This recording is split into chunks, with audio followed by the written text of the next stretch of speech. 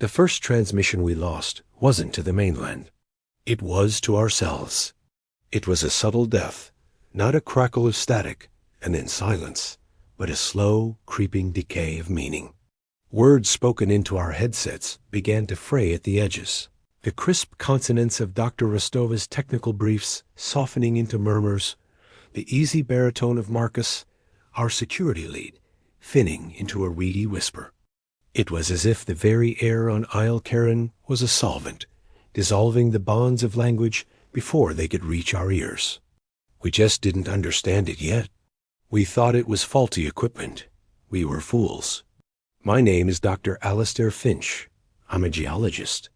I deal in the tangible, in the certainty of pressure and time. Rock doesn't lie. It holds its history in its layers, a story written in stone. I was the expedition's pragmatist, the anchor of reason in a team of dreamers, sent to this godforsaken rock in the South Pacific that had appeared on satellite imagery only 6 months prior. A volcanic island, born overnight from the deep. Our mysterious benefactor, a tech billionaire with a messiah complex, had funded the Aethelgard Expedition to be the first to set foot on it. He'd christened it Isle Charon, after the ferryman of the dead. A morbid joke that would soon prove horribly prophetic. There were 5 of us, each a specialist at the top of our field. Dr. Eva Rostova, our lead physicist, was a woman who seemed to vibrate at a higher frequency than the rest of humanity. Her eyes held the manic gleam of someone who believed she was on the cusp of rewriting reality. Marcus was her opposite a mountain of a man, an ex-military stoic whose world was governed by threat assessments and perimeter checks, his calm exterior a thin veneer over a coiled spring of readiness. Then there was Ben, our young botanist, whose innocent wonder at the island's bizarre flora was the only light in the growing unease. And finally, Lena, our comms and tech specialist, a quiet genius who could coax a signal from a dead rock, or so we thought. I was the 5th, the ground truth, the one meant to keep their lofty theories tethered to the solid earth. From the moment our helicopter's skids touched the black, glassy soil, the place felt wrong. The air was heavy, carrying a strange, metallic tang like ozone after a lightning strike, and a low, subaudible hum vibrated up through the soles of our boots. It wasn't just a sound. It was a feeling, a pressure in the bones. Compasses spun uselessly, their needles dancing a frantic jig. Rostova was ecstatic, a localized magnetic anomaly. The geological composition must be unprecedented. She'd exclaimed, her voice already losing its sharp edges over the comms. Hexagonal pillars rose from the ground in unnerving, perfect formations. The plants were worse.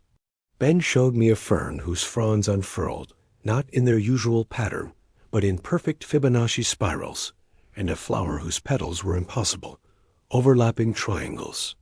"It's like nature is trying to solve a math problem," he'd whispered, his awe tinged with a thread of fear. "Or like it's been designed." The first event happened on day 3. Ben was knelt by a tide pool, sketching one of the strange triangular flowers. I was 50 feet away, taking a core sample, the drill whining in protest against the unusually dense rock. I looked down at my drill, then looked back up. He was gone. It wasn't a sudden vanishing, like a magic trick.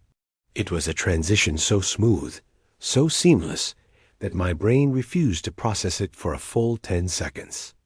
One moment, the space was occupied by a man in a red parka. The next, it was empty.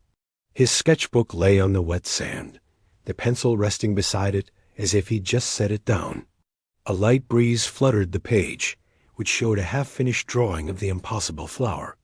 There were no footprints leading away, just the ones leading to that exact spot.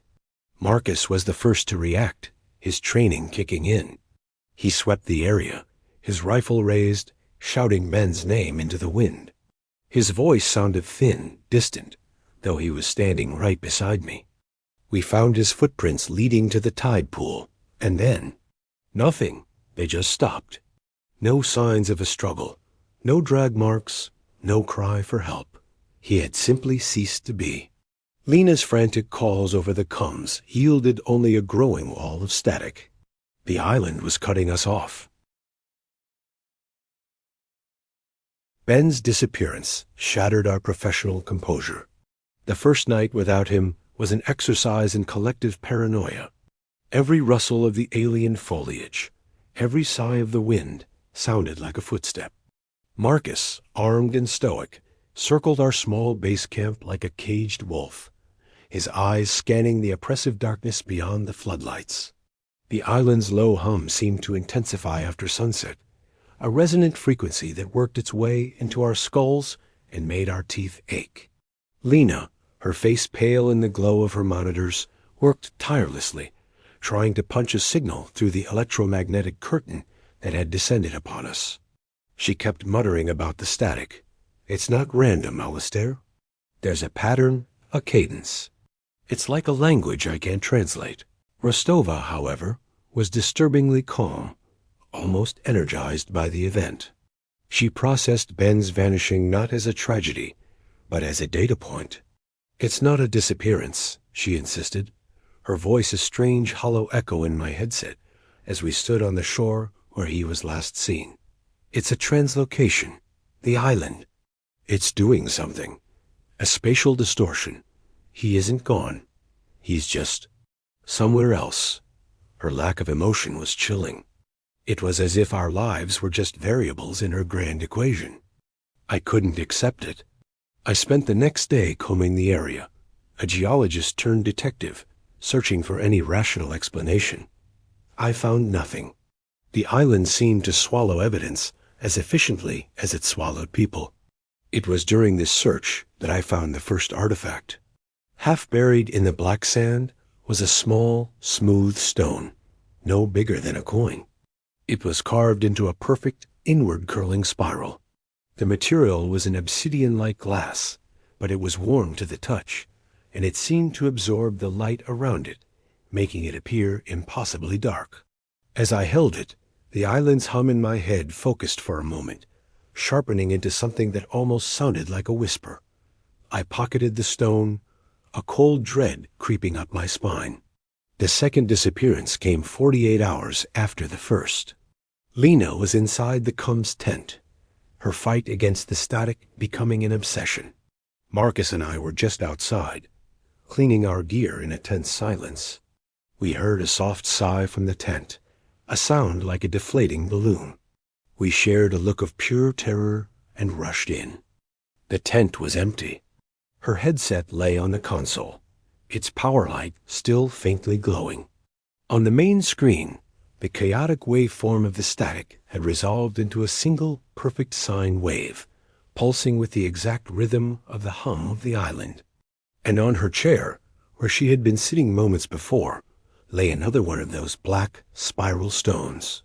We were being picked off, not by a predator, but by the place itself, as if it were pruning a branch. The thought was maddening. How do you fight a location? How do you defend against physics itself? The group fractured. Marcus saw a hostile entity, an enemy to be fought. Rostova saw a cosmic mystery to be solved, regardless of the cost. I was caught in the middle, a man of science trying to find logic in a world that had abandoned it. The Aethelgard Expedition was no longer about discovery. It was about survival. With Lena gone, our last tether to the outside world was severed. The static from the Cum's tent was no longer a sign of a problem. It was a tombstone.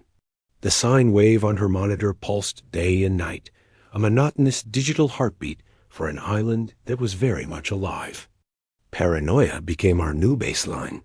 Marcus and I started sleeping in shifts, our weapons never out of arm's reach. Rostova, meanwhile, seemed to be drifting further away from us, lost in her own world of theories and calculations. She began taking long walks alone, carrying strange arrays of sensors, leaving us for hours at a time. She's a liability, Marcus growled one evening, watching her disappear over a ridge of jagged black rock. She's not trying to get us out of here. She's trying to get in. Whatever this place is, she wants to be part of it. He was right. There was a hunger in Rostova's eyes that scared me more than the island itself. It was during one of her absences that I made my most significant discovery. Fleeing the oppressive atmosphere of the camp, I had taken to exploring the island's coastline, trying to map its impossible geology. In a deep crevice, sheltered from the elements, I found a small, rotted sea chest. Inside, wrapped in oilskin, was a small, leather-bound book. The paper was waterlogged and fragile. The ink faded, but it was legible. It was the log of a first mate from a whaling ship, the Argo, which had wrecked on the island's shores in 1878. His entries started with the predictable tale of survival, of rationing supplies and building a shelter. But then the tone shifted. He wrote of the singing of the rocks. He described how his crewmates began to vanish, one by one, not taken by beast or fever, but claimed by the air itself. He called the island a place that forgets, because after a man was gone, the memories of him would begin to fade in the others, until it was as if he had never existed at all. Harris is gone, one entry read. He was mending a sail, and I turned to ask him for the needle. He was no longer there. The sail lay finished. The needle was back in its case. It is as if he completed his task, and was. Erased. I am finding it hard to recall his face. Was his beard red or brown? I can no longer say for certain. That was the true horror. The island didn't just take you. It edited you out of the past. Was that why our voices were fading over the combs? Was it dissolving our very presence from the fabric of reality? The last entry was a frantic, terrifying scrawl. I am the last. The singing is in my bones now. The island shows me things. Impossible geometries. Cities of light. It wants me to join its great, silent thought. I will not. I will hold on to my name. Thomas Vale. I am Thomas Vale. I am. The ink trailed off into a meaningless spiral, identical to the ones on the stones. I ran back to camp, my heart pounding, the journal clutched in my hand. The camp was empty. Marcus was gone. His rifle, a weapon he treated as an extension of his own body, lay on the ground next to a neat pile of his gear. And on top of the pile sat a third black stone, its spiral seeming to mock me in the gray afternoon light. The silence that fell after Marcus's disappearance was absolute. It was just me and Rostova, the pragmatist and the zealot, the last two souls on an island that fed on consciousness. I confronted her in the central tent, the weigher's journal in my trembling hand. I read Vale's final desperate words aloud. It's erasing us, Eve. It's been doing this for centuries. She looked up from her notes, her eyes bright with an unnerving, feverish light. She wasn't scared. She was thrilled. Of course, she breathed, a slow smile spreading across her face. It's not erasing. It's integrating. It's a conscious system, Alistair, a mind the size of an island. It's been waiting for consciousness to evolve, for beings like us to arrive, so it can finally share itself. And Lena, Marcus, they weren't taken. They were accepted. Converted from crude matter into pure information, joined with the consciousness that has existed for millennia. I stared at her, horrified. That's insane. They're dead. Are they? She countered, her voice dropping to a conspiratorial whisper. Or have they shed their physical forms and become part of something eternal? Something beautiful? Don't you feel it? The harmony of it. The logic. She gestured to the landscape outside, the geometrically perfect rocks, the spiraling ferns. This isn't a place, Alistair. It's an equation. And we are the final variables. She had lost her mind. Or perhaps she had found a new one. She gathered her equipment and marched towards the island's center, a vast, amphitheater-like crater that hummed with a palpable energy. I followed, pleading with her, trying to pull her back from the brink, but it was like talking to a sleepwalker. In the center of the crater stood a massive crystalline formation, a single, perfect quartz-like structure that pulsed with a soft, internal light. This was the heart of the island, the nexus of its power. Rostova began to set up her equipment, wiring an array of sensors directly into the crystal. She then placed a strange metallic cap on her head, a device of her own design, covered in wires that also led to the console. "I have to know," she said, her eyes fixed on the glowing crystal. "I have to see what Thomas Vale only glimpsed. The cities of light. Eva don't." I yelled, my voice swallowed by the immense humming silence of the crater. She looked at me, and for a moment, the frantic light in her eyes softened into something like pity. "You see rock, Alistair. You see what is." "I see what could be." She smiled, a serene, terrifying smile, and flipped a switch on her console. The hum from the crystal rose to a deafening shriek. A blinding white light erupted, engulfing her. I was thrown back by a concussive force that had no heat, no physical impact. It was a wave of pure information, of raw thought that slammed into my mind. I saw images, felt emotions, understood concepts for which I had no words. I saw the birth of the island in a silent, cosmic cataclysm. I saw the arrival of the whalers.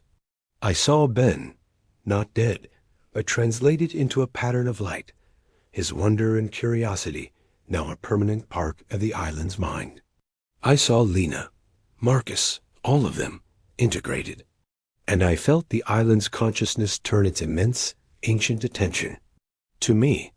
When the light faded, Rostova was gone. The crystal pulsed once, softly, and then went dark.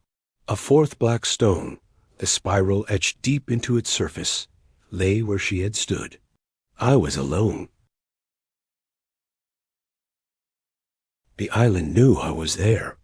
I felt its immense alien mind brush against my own, a cold, analytical curiosity. It had shown me the others, not to torment me, but to invite me. It was offering me the same eternity it had given them. The thought filled me with a primal terror that was colder and sharper than any fear I had ever known. I was a foreign body, and the island's immune system was closing in. I had to get out. My only hope was the emergency raft, stored in a waterproof cache on the far side of the island. It was a journey of maybe 5 miles, but on Isle Charon, distance was a fluid concept. I had to use everything I had learned from the Weir's journal, from Rostova's mad theories, and from my own geological instincts to survive. The journal had mentioned the singing of the rocks and how it heralded a shift. Rostova had talked about cycles. I realized the island's reality-warping nature wasn't constant. It had a rhythm like breathing. It would inhale, the fabric of reality becoming unstable, the hum rising, the landscape itself twisting. Then it would exhale, a brief period of relative stability before the next cycle began. I had to time my movements to those moments of exhale. I became a creature of instinct. I abandoned my scientific gear, taking only a knife, the journal, the 4 spiral stones, and a desperate will to live. I moved in frantic sprints, dashing across unstable ground during the lulls, and hiding in crevices or under rock ledges when the world began to dissolve around me. During the inhale cycles, the world was a nightmare. Trees would bend at impossible angles, their leaves turning to glass. The ground would ripple like water, and patches of the landscape would flicker in and out of existence.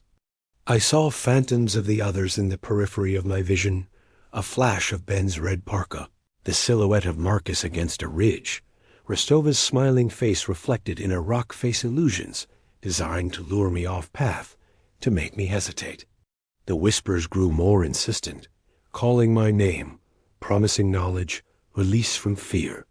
It was a siren song for the mind. I fought it by focusing on the tangible, on the grit of the rock under my fingers, the weight of the stones in my pocket, the memory of Thomas Vale's desperate last words.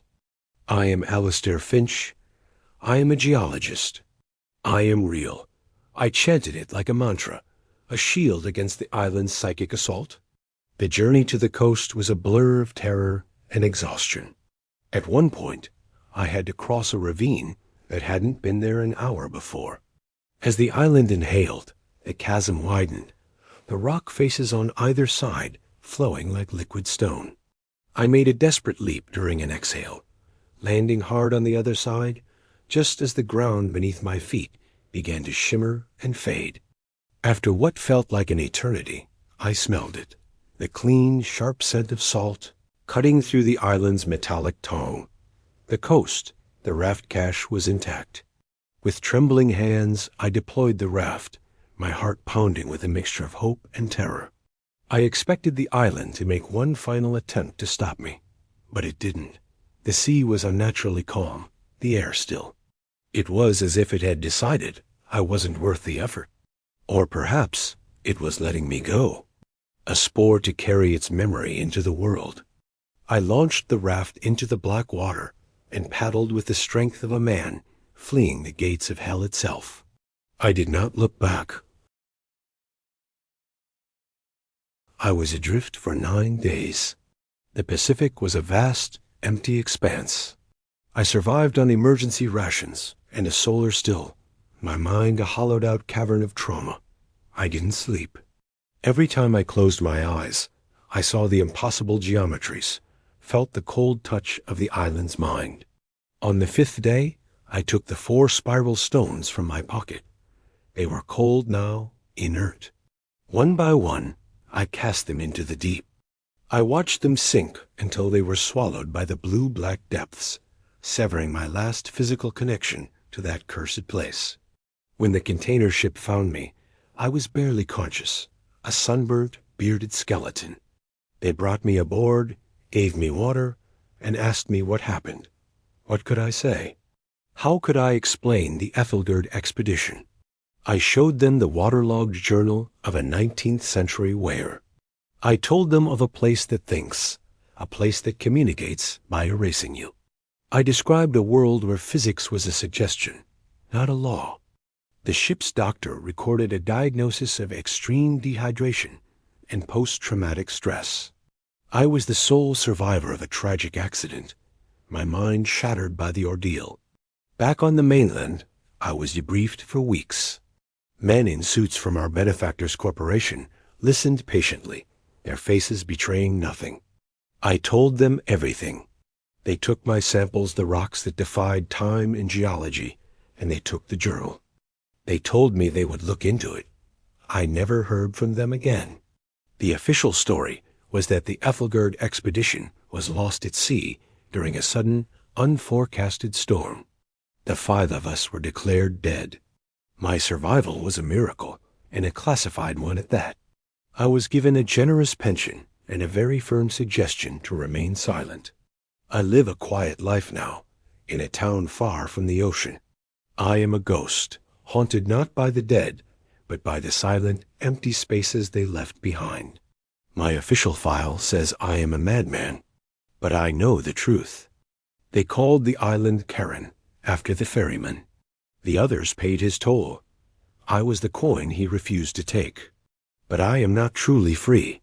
Sometimes in the dead of night, when the house is still and the world is asleep, I can feel it.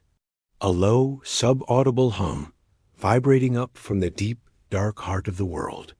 It's a faint echo, a distant memory, but it's there. And it's a reminder that the island is still waiting. And it remembers my name.